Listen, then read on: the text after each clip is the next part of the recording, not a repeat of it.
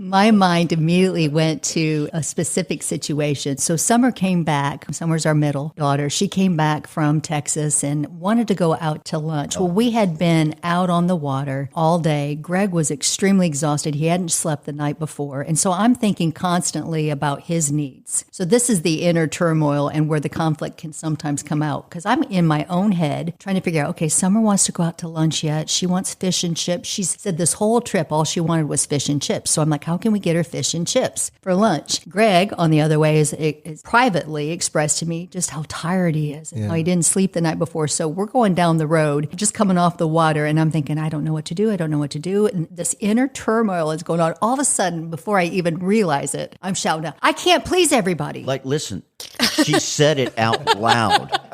Like, nobody was talking to anybody or Everybody's anything. quiet this in the comes car. out. And all of a sudden, I'm like, I can't please everybody.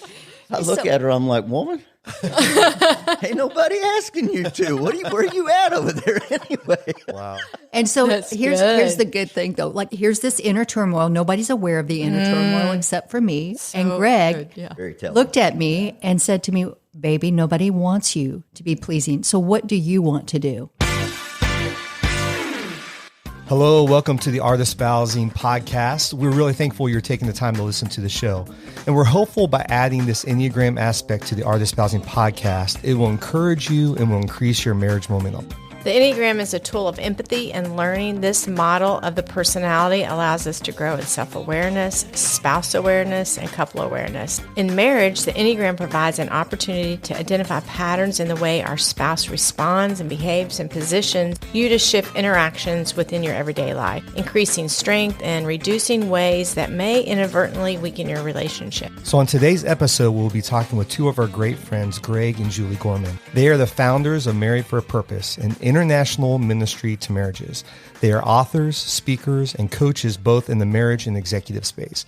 We are truly honored that they agreed to process their relationship dynamic in the light of the Enneagram. But first, we want you to hear about an exciting opportunity for your marriage. If you're looking for that one thing that could be the game changer for your relationship, then the Marriage Reboot Retreat is just for you. If you want a greater connection with your spouse, if you are tired of feeling stuck in the same old, if you desire to feel the thrill of fun and discovery again, like you did when you first met, we can help. We support couples to reconnect, recharge, and re-engage to pursue their life purpose together. The Marriage Reboot Retreat by Married for a Purpose is a private, intensive experience for you and your spouse, working exclusively with Lisa and I for 2 consecutive full days. At the end of the 2 days, you will walk away with a unified purpose for your marriage and a holistic vision for your marriage and family, supported with a real action plan. If you would like to find out more information about the Marriage Reboot Retreat, you can set up a discovery call with James and I, and we will tell you more about it. The link is in the show notes, or you can direct message us on Instagram at Art Espousing, and we will send you a link to schedule a discovery call. Greg and Julie, it is really awesome to be with you guys today. You guys have become very true friends of ours, and we just love what you guys are doing with Married for a Purpose, and to be a part of that and to sit down and hear your story about marriage and also talk around the Enneagram today is really cool. So thanks for being on the show today. Well, thanks for having us. Such a great honor to be on the show today. We're excited. We love you all. Awesome. Love you guys. So I want to start out by just hearing a little bit about your marriage story. And obviously, Married for a Purpose came out of the early years of your marriage. So why don't you share with us just what makes you guys who you are? Sure. Well, I can tell you this. Our marriage story is kind of a dichotomy because we started out in our marriage almost didn't make it. Julie and I were both married and divorced before our spouses were unfaithful. And we have a very colorful upbringing and such as well, which means that when we got married, unfortunately, we drug a whole... We didn't have the Enneagram to help us. we needed Enneagram and a whole bunch of other help, actually. Yeah. But we just had a lot of baggage, you know? Both of us did. I had horrible anger issues, and last thing in the world that I was going to have was somebody controlling me. And I was extremely insecure, jealous, and I like to try to control them. So that just didn't mix very well explosive. But here's the funny part. We've been doing marriage ministry since we got married. Yeah.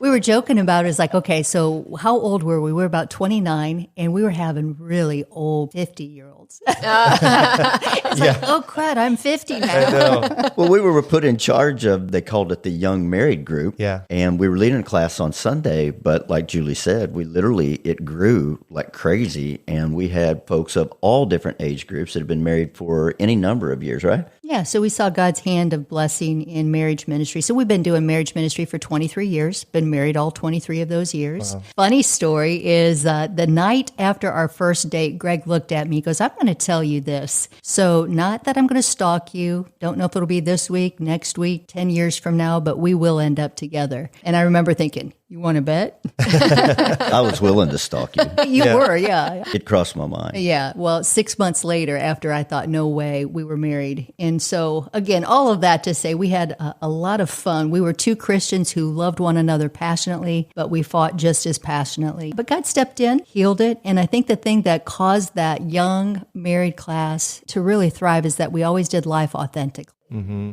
And we shared the common truth that we love Jesus. We wanted him to be the center of our marriage. We just had no idea how to make that happen. And so together, we muddled through it. We have 3 beautiful children, all fully grown. So now we're going through a whole new transition. Congratulations. I You know. made it. We made it. You did it. But that whole transition of adult parenting now, parenting adult children. Yeah. Been an interesting season of itself, but we've learned a lot from that. And so again, just over the years, God has used all of that brokenness and all of our dysfunction, and he's not only healed it, but then he's helped us to be able to, I think, even document and process, okay, what exactly happened that caused us to transform over the years in our own life. And we started looking for commonalities in other marriages, the difference between marriages who were just kind of surviving versus marriages who were thriving, and what the common thread was. And that's really where Married for a Purpose was born.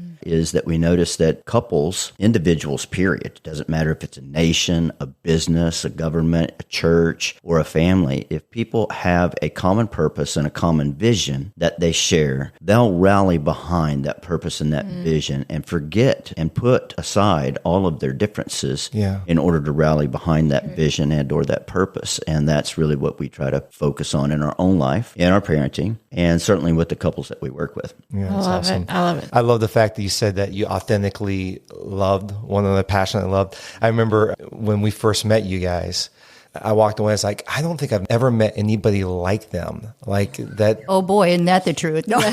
Well, I mean, just that, like the way you guys love each other, the way you're affectionate towards each other, the way that you care for one another.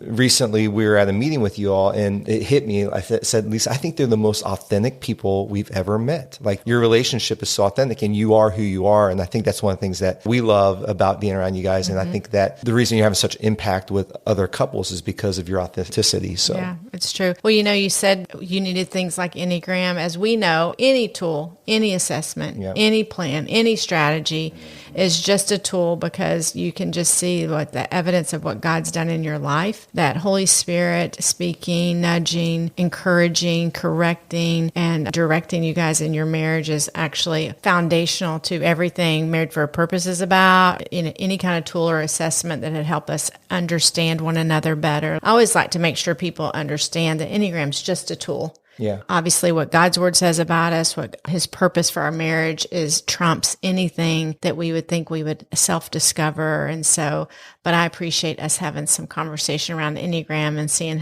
what maybe probably some things you learned intuitively or God helped you, because I think that's been for us is that we've grown well before we knew about Enneagram, that God's been doing a work, but we were able to see like, oh, that's totally my 2-ness connecting with James 8-ness. And so then, then those dynamics that worked out. With that said, I'd love to hear from the two of you. What Enneagram have you identified with most resonates with you? And I know when we walked through this, Greg, there was some challenge to you agreeing, which is so typical of your number too. But I would love to hear from both of you just what number you identify with and what you resonate with. So I have to say, when we took the Enneagram, I looked at it, I'm like, can I retake the test? Wait, I don't want to be a 2. I want to be a 7. That's who I identify with. But the truth is the more that I dove into the reports that you gave me, I was like, oh, crud, that is me. Yeah. So I'm a 2 through and through. Yeah. So for me, it's funny because I'm glad to hear you as an Enneagram expert talk about the fact that, I kind of analyze things a little bit in this way, and I don't like to be pigeonholed or labeled. Right. But I resonate the most with a 7. And as I have leaned into the report, and rather than trying to figure out how it's wrong, really tried to get some self-examination. I invited Julie in. Like, we've had several conversations about this. And I said, okay, talk to me about this. Think about me as a whole, not just me right now. Help me better identify where some of these holes are, some of these blind spots, so that I know better then how to grow from that. And it's been an awesome experience. And I welcome growth. So thankfully. You thought you were an 8. Everybody thinks I'm an 8. Yes. I mean, honestly, on meat, people think I'm an 8 every time. And so I think there's probably some qualities there, but I think that they are maybe learned qualities too. I think everybody thinks of me as a 7, don't you? Yeah.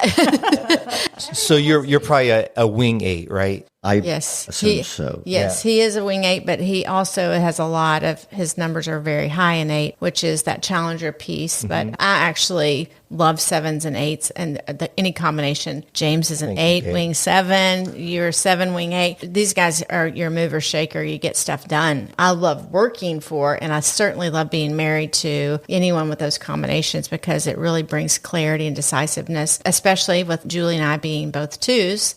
I think Jesus was a 2. That's what I told him. That's exactly what I told him. I don't know if I can say that. She was beating up on herself as she was kind of digesting the report. He did. He looked at me. He goes, I think Jesus was a 2. And I said, yeah, but he wasn't a wimpy 2. That's right. Yeah. I can't remember. Do you remember what your wing is? It was a 1. It's a 1. So we're no. I think she's you're a 3. Yes, because there's a lot of differences. That's why she wants to perform as a 7. That's right. That's right. I knew it had to come in there somewhere. Yeah. Well, I always think of you, Julie, as you're definitely more motivated and decisive than I am. And I've actually become very comfortable that I need probably someone around to actually kick me in the tail, because these guys have kicked me in the tail. The Gormans, they did a life plan with me. And so Greg would, come on, Lisa, dial it in. I'm like, I can't make a decision. And so. Like, you can make a decision, Lisa. I believe in you. Yeah, that's right. And that's exactly how it went. So y'all's dynamic together is fantastic. But I could definitely see the dynamic of 7 and 2 and your coaching of me and that life plan. I'd love to know, what are the big discoveries, big ahas that have come from you guys as you've leaned into your core type? I look at it, and again, I looked at this whole process, and where I would give other people grace, I looked at it from where am I not measuring up, which so indicates the aspect of it too. It's like, where am I failing at? What do I need to do better at? How do I need to perform? How am I not measuring up? How am I not measuring up specifically? And so where I would give grace to everyone else, I saw flaws. So rather than seeing, oh, isn't that awesome? Somebody who really loves and wants other people, I was like, oh, am I manipulative? I don't want to be manipulative. And second, kind of guessed all the way through. So I think that was kind of eye-opening to me, where I would celebrate anybody else's design. I was really kind of harsh towards myself. So a glaring opportunity. Yeah. Yeah. Again, I think if your report had been someone else's report, you would have been celebrating how awesome and loving. Yeah. If this was Lisa's report, I would be going, oh, Lisa, you are the most beautiful person. I love who you are. Everybody needs you, Lisa. And I'm looking at it going, where am I not measuring up? Wow, that's really, That's right. That's right. Talk her off the ledge a little bit a couple of times. So I think for me, maybe one of the surprises that I pushed back on, Lisa, when we first kind of went through this, is that my primary motivator is protection and or avoidance of pain. And so I really wrestled with that for a long time. And so again, understand that the way I'm wired, I don't like to be labeled or pigeonholed. I don't think anybody does. I would tend to believe that I may be even more extreme in that. But as I really dove into particularly the more raw version of myself, the stressed under pressure version of myself, the less mature version of myself, I think I can see plenty of evidence that by the grace of God, and there's probably still plenty of holes and gaps that I'm unaware of, but I've learned how to leverage that over the years in such a way that it just makes me more proactive. And so what it feels like to me is that my primary motivator is for a better life, for a better version of myself, you know? And so I have been guilty of chasing rainbows over the years. The There Enneagram... is a pot of gold. That's right. That's right. And the Enneagram points out that, again, that I'm a person of action. And so the way that I have often described myself is ready, shoot, aim. Right. You know what I mean? And so we've had some really good lengthy conversations about just diving deeper into that so that I could better understand myself and my behaviors, again, particularly when I'm under pressure. And so I think when anybody takes a personality profile test like this, it's really easy to resonate with a lot of the positive stuff, but we really need to search and seek out and be in an emotional state to where we can receive the feedback to help us to actually grow and be able to recognize. What would you add to that, Love? Well, I remember too when I looked at it, and I think I gave pushback the night that we were unpacking it. I was like, I don't want to be led by my emotions, because when I equated emotions with irrationality. Yeah. And that's not necessarily true. It's just with the emotions, what I needed to realize. And of course, God loves my design. God celebrates my design. It's So how does he Greg. made me. And so does Greg.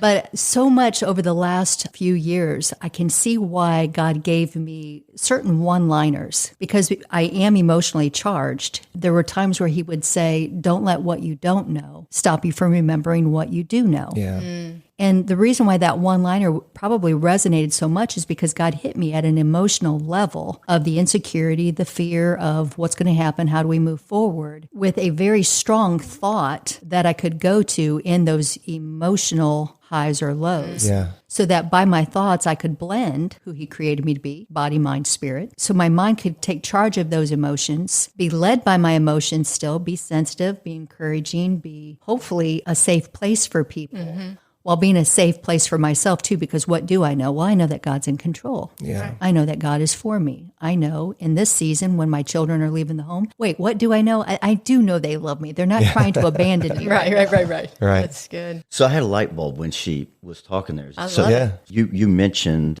when God spoke to you in a particular season, he said, don't let what you don't know keep you from remembering what you do know. And it's been something that you've come back to again multiple times when you feel challenged by life. Yep. And let my Uncertainties, peace or that be your there's- pace. Right. Was another one. So it's funny, and I never realized this until just this moment, but in that same season when God spoke to me, he said to me, don't let what you can't do keep you from what you can do. Wow. Right. And so again, I that's think that points to the difference in the Enneagram styles Yeah. and how God meets us where we're at and speaks to us in our own language. So that's kind of a that's cool really epiphany good. there. That's I awesome. love it. I'm thinking about you as a 7. Well, number one, they're known as the Peter Pan of the Enneagram. They're forever young. This is why everyone wants That's to be why them. we want to be like That's right, because they're just, which is true. You're like, you take care of yourself. But when I look about avoidance of pain, you have been growing yourself for so long. So you are the healthier version. I mean, obviously we all have more health and more growth to happen. But I feel like when I think of you and the growth that you've applied in your life, you don't avoid talking about painful things or things that are wrong.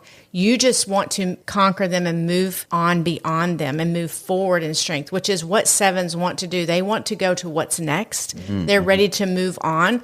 But I think how it's been flipped on its head is you're going, I'm not going to avoid the things that could be causing me pain or other people pain. I'm going to deal with it, but I'm going to deal with it and we're going to move quickly to the next thing, which I think is fantastic. Which if you look at what you're doing in executive coaching, Married for a Purpose, and coaching couples, that is where I think the synergy with the two of you is that Greg sees that and he's like, okay, let's deal with it, but let's move on. No one's going to be sulking, sitting in anything with you very long. Yeah, that's true. But then the sweet, gentle Julie's going, reach out. But that is your sensitivity, which I think, is a superpower of sensitivity. And so, but the kryptonite is you're sensitive, so you're like learning the tensions of that. But I remember seeing you in a training one time, go over and touch the hand of someone. And you're going, I'm here. This is what you're modeling how to care for. And so there's just like this empathy or this connection with people that if we weren't sensitive like that, if we weren't wired that way, we would probably be like our guys and just mow over everything and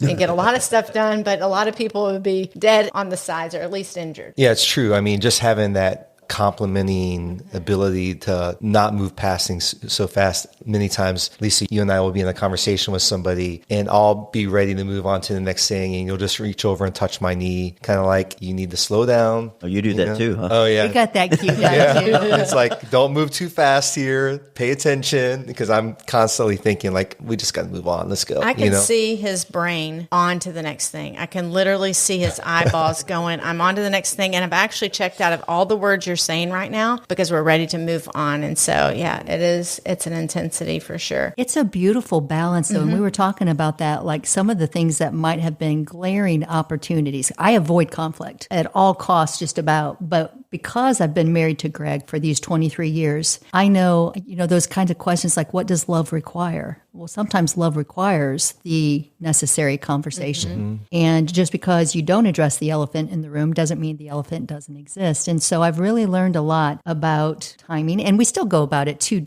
completely different ways. Yeah. I'll ask questions to land on the answer that we want, where he'll give more of the directive. And I think I appreciate the combination, though, because by doing this together, we've just softened one another. Yeah, that's good. Can you think of an example in conflict and communication where that works together? I'd love to think of something earlier when you say you passionately loved each other, but you also passionately fought, Oh, boy. I don't know. So any thoughts in and around that of your communication style and conflict? Well, first of all, when we really dove into these reports, again, today's version of us, it's pretty cool because what I recognized is a lot of the stuff that the report was citing about me actually was true, but I don't notice it as much, and it's not an issue in my life today, not because I've grown, but because Julie she fills in the gaps. Wow, that's cool. So we really balance each other tremendously well. But I would say one of the reoccurring things, Julie may have a different,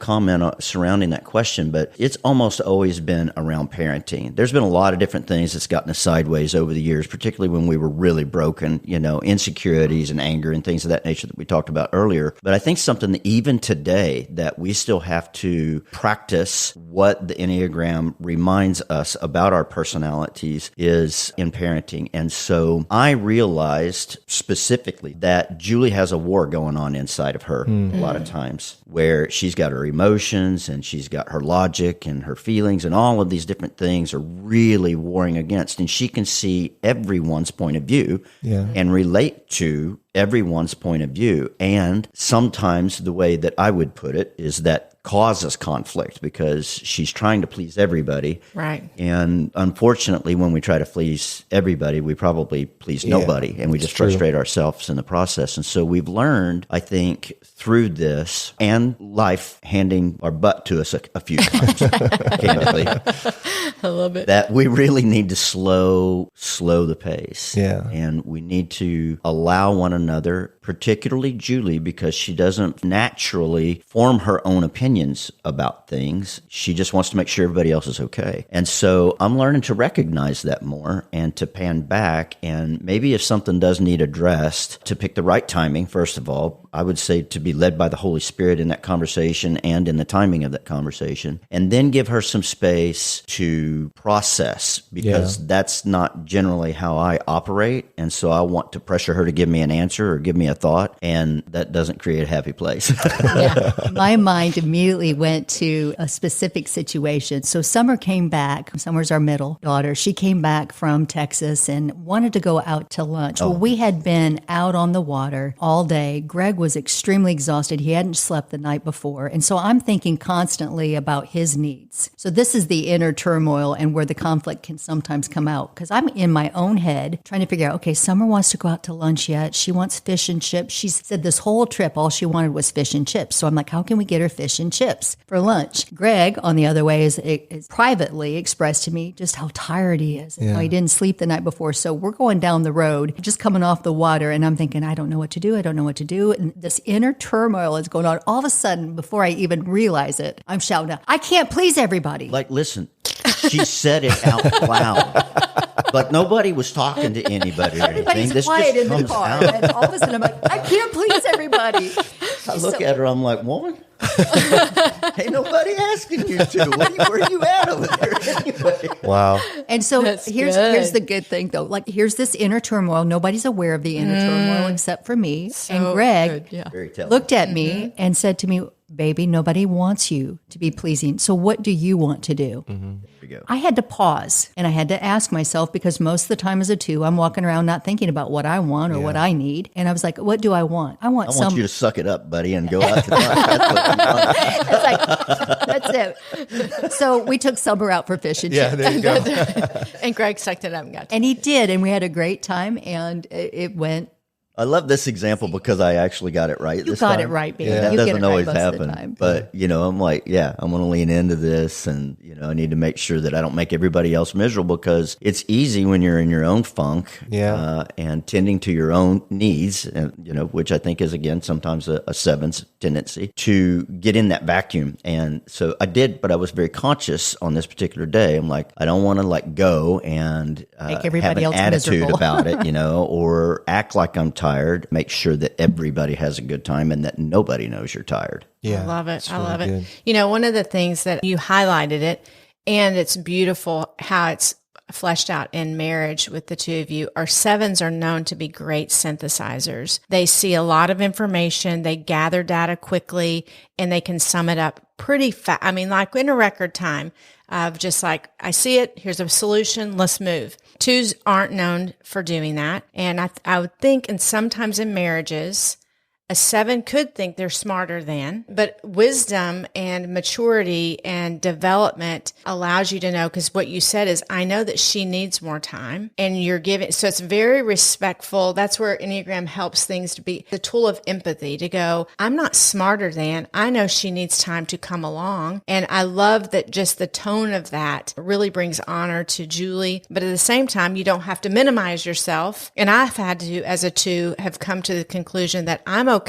that it takes me a little bit longer to get things. I'm not diminished by someone who thinks quicker than I do. It comes to me quicker now, but I had to actually used to remind myself, they're not smarter than me. They're just wired different than me. Yeah. And so I love that, because we have seen in marriages where that is a challenge. And that's not just a gender issue. It can go either way. But if someone else is a quick synthesizer, that's what I would give encouragement to 7-2 combinations, is that, and or 8s, because James is a quick thinker too, that it can make you feel diminished. He can do that without thinking about it. And I, of course, being sensitive, I have to be careful not to think he's diminishing me every time he thinks of something quicker. Yeah, absolutely. I mean, yes. Yes. I really have to be mindful, but because I used to steamroll her, and I didn't even realize it. James, have you experienced that? Yeah, and I would say, too, with it is like, because I synthesize things so quickly, I was just thinking of some interactions this last week, that what I miss sometimes is the discernment. So I'll synthesize what the solution is, but I don't take the time to discern the emotional impact or the impact on people and so forth. So I think Lisa, the way you're wired, has the high empathy, the ability to actually bring about the actual discernment along with the synthesis of stuff. So if I'll just slow down before like snapping to a thing and allow some input there. And again, I think that goes back to, that we don't complete each other in marriage, but we do complement each other, right? And the ability to lean into both those strengths, for me to be able to move quickly, but for her to also be able to see behind the veil the things I don't see that are going to be the implications implications sometimes of the decisions I make. Yeah, I mean, we are married for a purpose. That's right. How do you like that? I love that. We are, because we're blending, and you all are blending together. Well, and that's just it. It's like our designs aren't right or wrong. They're not good or bad. It's the design that God gave us. So when we can leverage one another's strengths and lean on one another's strengths and honor one another's strengths, now we're not in a competition of, well, you should do it my way. One of the things I love that Greg has done, there are times when I have a discernment, probably that intuitive feeling, and I've learned to put language to it of, I can't exactly tell you why I feel this way, but here's what I'm feeling. And then I'm able to express that feeling as a thought. He's able to discern it. And he actually many times can come back and say, oh, it's because of this. And so we've been able to complement one another in that way of him trusting that discernment, that intuitiveness, or maybe what I would say the emotion of it, and not dismissed it. I appreciate your discernment tremendously, and I didn't always. Yeah. I mean, honestly, it's been a growth process for sure. But, you were talking about synthesizing things quickly. The other thing that the Enneagram pointed out that rocked me back just a little bit was that sometimes then, because I synthesize things very quickly, I may think that I am more of an expert in an area than what I actually am. Yeah. Yeah.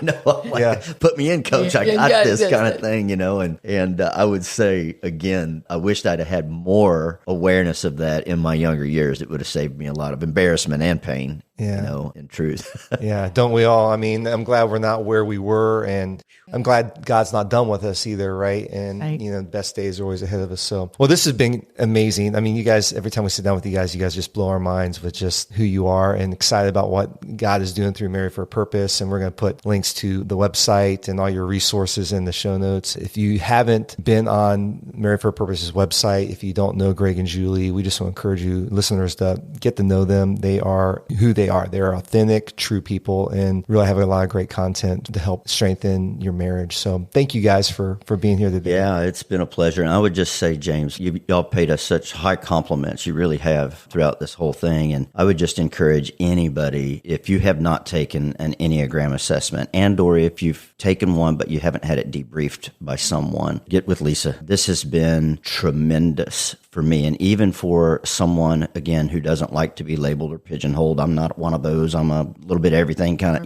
Yeah. It's been incredibly insightful and very, very helpful for us, not only just in bringing ourselves up to par or, competency or above in some areas where we had blind spots, but also help us to be able to capitalize too on some of the things where we have a little bit more momentum as well. That's great. And I just want to ditto that because I resisted all of the results that I had. You helped me to love myself. Which is good.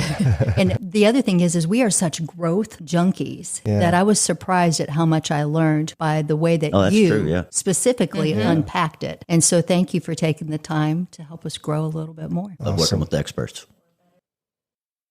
Wow, what great people. Truly an example of a beautiful blending of personalities and how well they work together. And what a great conversation. Thanks again for listening. We'd love to hear your thoughts and answer questions you have about what we shared. You can email us at hello@artespousing.com or direct message us on Instagram @artespousing. If you found this episode helpful, please let your friends know by sharing it with them.